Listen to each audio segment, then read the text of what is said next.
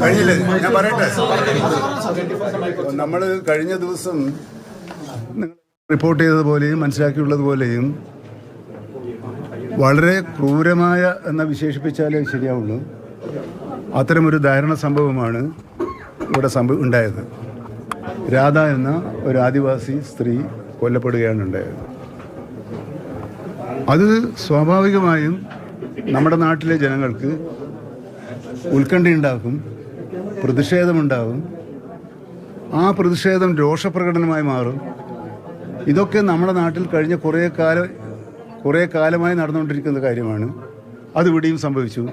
പക്ഷെ നിങ്ങൾ ഏതോ മാധ്യമം ഞാൻ ഈ സമരത്തെ അപലപിച്ചു എന്ന് പറഞ്ഞിട്ടൊരു വാർത്ത കൊടുക്കുകയുണ്ടായി. അത് ദൗർഭാഗ്യകരമായി. ഞാൻ പ്രതിപക്ഷ നേതാവ് നയിക്കുന്ന UDFൻ്റെ സമരം രാഷ്ട്രീയ പ്രേരിതമാണെന്ന് പറഞ്ഞിട്ടുള്ളൂ. അത് രാഷ്ട്രീയമാണ്, ഇവിടെ പറയേണ്ട കാര്യമല്ല. പക്ഷെ ഞാനത് പറഞ്ഞിട്ടുണ്ട്. ഈ സമരത്തെ എന്നെല്ലാം മാധ്യമ സുഹൃത്തുക്കളെ എല്ലാം അറിയാലോ. നേരത്തെ ഇതുപോലെ എല്ലാ സംഭവങ്ങളും ഉണ്ടായപ്പോൾ ഞാൻ ആരുടെ പക്ഷത്തായിരുന്നു? ഞാൻ ഇന്നേ വരെ ഒരു സമരത്തെ, പ്രതിഷേധ സമരത്തെ, ഈ സമരമല്ല, ഏത് കാര്യത്തിലുമുള്ള പ്രതിഷേധ സമരത്തെ ഞാൻ തള്ളിപ്പറയില്ല. അത് അവരുടെ അവകാശമാണ് എന്ന നിലപാടിൽ ഉറച്ചു വിശ്വസിക്കുന്ന ആളാണ് ഞാൻ. അപ്പോൾ അതിലൊരു ശങ്കയും നിങ്ങൾക്ക് വേണ്ട. അങ്ങനെ ഞാൻ പറയില്ല, എനിക്കത് പറയാൻ കഴിയില്ല, ഞാൻ ശീലിച്ചതല്ല. ഇവിടുത്തെ പഴയ ആളുകളോട് ചോദിച്ചാൽ എൻ്റെ ശീലം നിങ്ങൾക്ക് മനസ്സിലാക്കാൻ. നമ്പർ 2 പിന്നെന്താണ്? സ്വാഭാവികമായും ജനരോഷമുണ്ടായി. ഈ ജില്ലയിൽ നിന്നുള്ള ബഹുമാനപ്പെട്ട മന്ത്രി OR കേളു ഉൾപ്പെടെ ഇവിടെ വന്നു, പലവട്ടം സംസാരിച്ചതിൻ്റെ അടിസ്ഥാനത്തിൽ ഒരു ധാരണയിലെത്തി. ആ ധാരണ നടപ്പിലാക്കുന്നത് എങ്ങനെ എന്നതിനെക്കുറിച്ച് ആലോചിക്കാനാണ് ഇന്ന് വനം വകുപ്പുമായും ഡിപ്പാർട്ട്മെൻറ്റുമായും ബന്ധപ്പെട്ട ഉന്നത ഉദ്യോഗസ്ഥന്മാരെ ഇവിടെ വിളിച്ചു വരുത്തി. ഞാനിവിടെ വെറുതെ വന്ന് ഇവിടുത്തെ DFOനെ കണ്ടിട്ട് കാര്യമില്ല. ഞാൻ വരുമ്പോൾ പരിഹാരം ഉണ്ടാക്കാൻ പറ്റിയ വിധത്തിലുള്ള ചർച്ച നടത്തണം. ഇവിടെ വന്നു പോലല്ലോ ശരി. ഇവിടെ വരുമ്പോൾ ഒരു തീരുമാനം ഉണ്ടാക്കണം. ആ തീരുമാനം ഉണ്ടാക്കുന്നതിലേക്കായി രാവിലെ ചർച്ച നടത്തി. അപ്പോൾ ഇവിടെ ഉണ്ടായിരുന്ന ആവശ്യങ്ങൾ നമുക്ക് പറഞ്ഞു. ആവശ്യങ്ങളിൽ ഒന്നും അവസാനത്തേതുമായ ഏറ്റവും വലിയ ആവശ്യമെന്ന് പറയുന്നത് ഈ കടുവയെ കൊല്ലണം, വെടിവെച്ച് കൊല്ലണം എന്നായിരുന്നു ആവശ്യം. അപ്പോൾ നിങ്ങൾക്ക് എല്ലാവർക്കും പറയുന്നത് അതിന് ധാരാളം നിയമപ്രശ്നങ്ങളുള്ള പ്രശ്നമാണ്. ഞങ്ങൾ സംസാരിച്ചു. ബഹുമാനപ്പെട്ട മുഖ്യമന്ത്രി എന്നോട് പറഞ്ഞു, നിങ്ങൾ എന്ത് ചെയ്താലും തർക്കമില്ല, അതിനെ വെടിവെച്ച് കൊല്ലാനുള്ള ഉത്തരവ് പുറപ്പെട്ടു, ഇതെൻ്റെ തീരുമാനമാണ് എന്ന് അദ്ദേഹം പറഞ്ഞു. ആ നിർദ്ദേശം കൂടി സ്വീകരിച്ചതിന് ശേഷമാണ് ചീഫ് സെക്രട്ടറിയുമായി, അഡ്വക്കേറ്റ് ജനറലുമായി, ലോ സെക്രട്ടറിയുമായി തുടങ്ങിയ ഈ രംഗത്ത് വിദഗ്ധാഭിപ്രായം തരേണ്ട എല്ലാവരുമായും വീഡിയോ കോൺഫറൻസിലൂടെ അഭിപ്രായം തേടി ഒടുവിൽ വന്ന തീരുമാനമാണ്. ഏറ്റവും ഒടുവിൽ അരുൺ സക്കറിയോടാണ് അഭിപ്രായം ചോദിച്ചത്. അദ്ദേഹം പറഞ്ഞു, തുടർച്ചയായി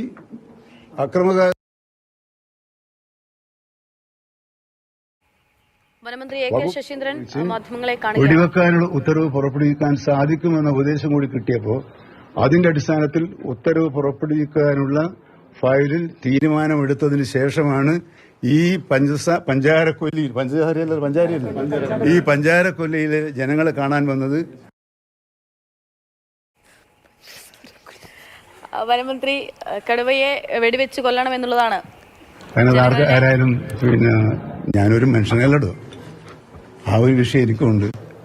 പക്ഷെ നമുക്ക് ഇവിടുത്തെ ജനങ്ങളെ കൂടെ നിൽക്കാനാണ് ഞാൻ ആഗ്രഹിക്കുന്നത്, എൻ്റെ ഗവൺമെൻറ് ആഗ്രഹിക്കുന്നത്, എൻ്റെ മുന്നണി ആഗ്രഹിക്കുന്നത്. അതിൻ്റെ ഭാഗമായി ഇവിടെ ചെയ്യാൻ കഴിയുന്ന എല്ലാ കാര്യങ്ങളും ഞാൻ ഉറപ്പുകൊടുത്ത കാര്യങ്ങളൊക്കെ കൃത്യമായി നടത്തുമോ എന്ന് ഞാൻ പരിശോധിക്കും.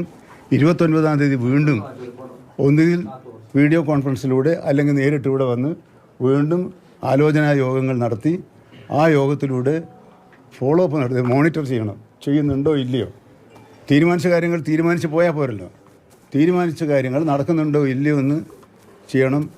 ഇങ്ങനെയൊരു ഉത്തരവ് ഞാൻ നേരത്തെ പറഞ്ഞല്ലോ, ഇന്ത്യയുടെ ചരിത്രത്തിൽ ആദ്യമായിട്ടാണ് കേന്ദ്ര വന്യജീവി സംരക്ഷണ നിയമത്തിൻ്റെ പരിധിയിലുള്ള ഒരു സംഭവത്തെ ജനകീയ പ്രശ്നമാക്കി കണ്ടുകൊണ്ട് ആ ജനകീയ പ്രശ്നത്തിന് പരിഹാരമാകാൻ സർക്കാർ തീരുമാനിച്ചത്. സർക്കാരിൻ്റെ ആ ഉദ്ദേശശുദ്ധി, അതിൻ്റെ അർത്ഥത്തിൽ ജനങ്ങളിലെത്തിക്കാൻ നിങ്ങൾ ഈ കാണിക്കുന്ന ധൃതി ആ കാര്യത്തിൽ കൂടി ഉണ്ടാകണം എന്ന് സ്നേഹപൂർവ്വം അഭ്യർത്ഥിക്കുന്നു. ഈ നാട്ടുകാർ അവർക്ക് എന്ത് വിഷയമുണ്ടെങ്കിലും അവരുടെ ദുഃഖത്തിലും സന്തോഷത്തിലും പങ്കുചേരാൻ ഇടതുപക്ഷ ജനാധിപത്യ മുന്നണിയും സർക്കാരും ഞാനും ഉണ്ടാകും എന്ന് ഉറപ്പ് നൽകുന്നു. ഇനി വേണ്ട. തുടർച്ചയായി കുഴപ്പമുണ്ടാക്കുന്ന വന്യജീവികളെ ഉപദ്രവകാരികളായ വന്യജീവിയായി പ്രഖ്യാപിച്ചാൽ അതിനൊരു എക്സംഷൻ ഉണ്ട്.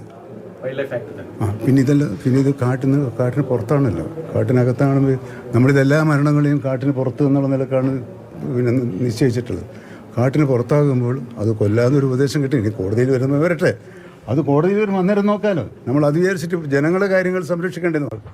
ചിലർ പറഞ്ഞു കോടതിയിലേക്ക് വരും, കാരണം നിങ്ങൾക്കെല്ലാം വരുന്നു ഇവിടെ വന്യജീവി സ്നേഹികളും സ്നേഹിതന്മാരും നമ്മുടെ നാട്ടിലുണ്ട് എന്ന് നിങ്ങൾക്ക് എല്ലാവർക്കും അറിയില്ലേ?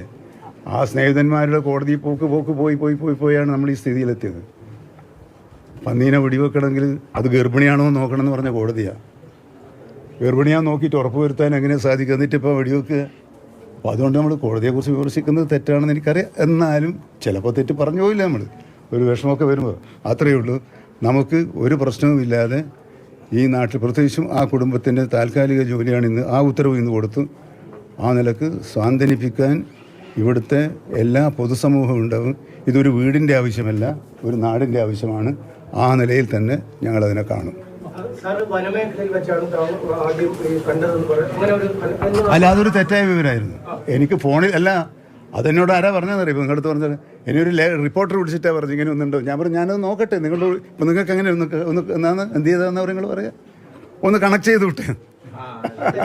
ഈ കണക്ട് ചെയ്തപ്പോൾ എനിക്ക് അയാൾ പറഞ്ഞ വിവരമേ ഉള്ളൂ. അപ്പോൾ ഞാൻ പറഞ്ഞു ഞാനൊന്ന് അന്വേഷിക്കട്ടെ, നിങ്ങൾ പറഞ്ഞല്ലേ ഉള്ളൂ. അപ്പോൾ പറഞ്ഞു അല്ല സാർ ഞാൻ കണക്ട് ചെയ്യാം. അതിപ്പോൾ ഇവരൊക്കെ പണിയാണത്. പിന്നെ പിന്നെ അവരൊരു ജോലിൻ്റെ ഭാഗമായതുകൊണ്ട് ഞാനും അതും വളരെ വളരെ സന്തോഷത്തോടു കൂടി. എന്തിനാണ് നമ്മൾ ഒരാളോട് വെറുതെ പിന്നെ ബലം പിടിക്കാൻ പോകുന്നത്? എന്തിനാണ്? ഒരു കാര്യമില്ലാതെ ആരോഗ്യത്തിന് മോശം. ബലം പിടിക്കാതിരുന്നാൽ നല്ല ആരോഗ്യം ഉണ്ടാവും. ഓക്കെ, സന്തോഷം. മന്ത്രി ശശീന്ദ്രനാണ് മാധ്യമങ്ങളെ കണ്ടത്. മന്ത്രി മാധ്യമങ്ങളെ കണ്ടു പറഞ്ഞത് ഈ കടുവയെ വെടിവെക്കുമെന്നുള്ള കാര്യം മന്ത്രി ഉറപ്പിച്ചു പറയുന്നു. അത് ആളുകൾക്ക് നിരന്തരം പ്രശ്നമുണ്ടാക്കുന്ന കടുവയാണ്.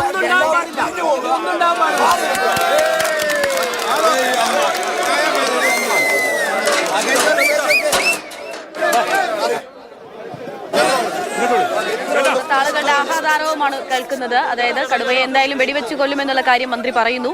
ഇതിനെ ജനങ്ങൾക്ക് സ്ഥിരമായി പ്രശ്നമുണ്ടാക്കുന്നു, ജനങ്ങൾക്ക് ജീവന് ഭീഷണിയാണ്, സുരക്ഷിതമല്ല എന്നുള്ള കാര്യങ്ങളൊക്കെ ചൂണ്ടിക്കാണിച്ചുകൊണ്ടാണ് കടുവയെ വെടിവെക്കാൻ പോകുന്നത്. ആ മാനദണ്ഡത്തിലാണെന്ന് മന്ത്രി പറയുന്നു.